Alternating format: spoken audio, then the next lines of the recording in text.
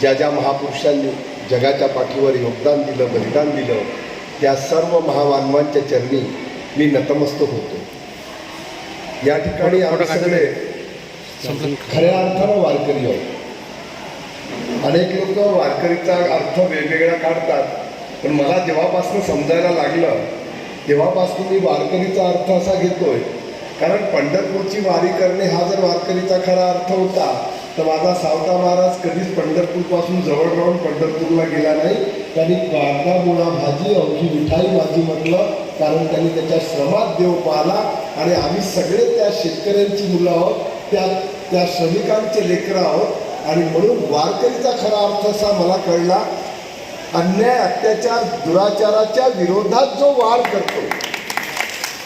कारण तुम्ही पूर्ण भागवत धर्माची, हा धर्म होता, एक वेगळा विचार होता की त्या काळातल्या अन्याय अत्याचाराच्या विरोधात हा पेटून उठला. ही सगळी संत परंपरा त्या जातीमधलं नेतृत्व त्या समाजामध्ये निर्माण झालं. आणि ते मग पंढरपूरच्या भूमीमध्ये येऊन मी पहा, आजही आमचे आमदार खासदार 2 अधिवेशन करतात. एक अधिवेशन असतं म्हणजे भारतीय संविधानाचे मूळ कुठे जर असतील तर ते तुम्हाला वारकरी या भागवत धर्मामध्ये दिसतात. 2 अधिवेशन असतात. एक असतं पावसाळी अधिवेशन आणि एक असतं हिवाळी अधिवेशन. मग आमचेही 2 अधिवेशन आहे. एक आषाढी एकादशीचं असतं आणि एक कार्तिकचं असतं. कार्तिक हिवाळ्यामध्ये असते, कार्तिक एकादशीची यात्रा, आणि आषाढी एकादशीची पावसाळ्यामध्ये असते. म्हणजे आम्ही आता लोकशाहीनं अधिवेशन आता सुरू केले. आमचे अधिवेशन 700-800 वर्षापासून सुरू आहे. म्हणजे आमचं हे संविधानाचं मूळ हे त्या ठिकाणी आहे. आणि म्हणून तुकडोजी महाराज म्हणतात, राजे किती आले गेले, त्यांचे कायदे नष्ट झाले, सत्तेचे दरबार उजळले, परंतु राज्य चाले संतांचे. संतांचं राज्य समाजावर चालत असतं. तुमचं आमचं समाजामध्ये इतकं मोठं एक परिवर्तन असतं, वर्चस्व असतं. आणि ते संतांनी जो विचाराचा शिदोरी, कारण संविधानाचा अर्थ काय आहे? संविधानाचा साधा अर्थ आहे की आपलं जीवन कसं जगायचं, राज्यशासन कसं असलं पाहिजे, समाज, हे संविधान, भारतीय संविधान सांगते. आणि संतांचं संविधान काय सांगते की तू माणूस आहे, तुला समाजात राहत असताना कसं जगलं पाहिजे, कसं राहिलं पाहिजे. आणि देशाचं संविधान सांगते देश कसा चालला पाहिजे, देशाच्या अंतर्गत चाललेला कारभार कुठल्या मार्गाने गेला पाहिजे, ते नियम सांगतात संविधानाच्या माध्यमातून. आणि मग तुम्हाला हे माहीत नसेल की भारतीय संविधानाचा निर्माण करता, कारण अनेकांचा थोडासा गैरसमज आहे की डॉक्टर बाबासाहेब आंबेडकरच फक्त होते का, पण संविधान सभेमध्ये जे लोक होते ते कुठल्या तरी कारणाने, प्रत्येक कोणी बिमार पडले, कोणी काही झालं, कोणी काही पाकिस्तानमध्ये निघून गेले त्या फाळणीच्या नंतर, अशा प्रकारे वेगवेगळ्या भूमिकेत शेवटी बाबासाहेबांवर ती धुरा पूर्णपणे आली. पण जेव्हा भाऊसाहेब पंजाबराव देशमुख विदर्भामध्ये सर्वात जास्त शिक्षणाच्या शाळा कॉलेज ज्यांनी उघडल्या, ते भाऊसाहेब पंजाबराव देशमुख जे पहिले कृषी मंत्री होते, ते या कायदे मंत्र्याला भेटायला जेव्हा त्यांच्या घरी गेले, भाऊसाहेबांच्या डोक्यात एक कल्पना होती.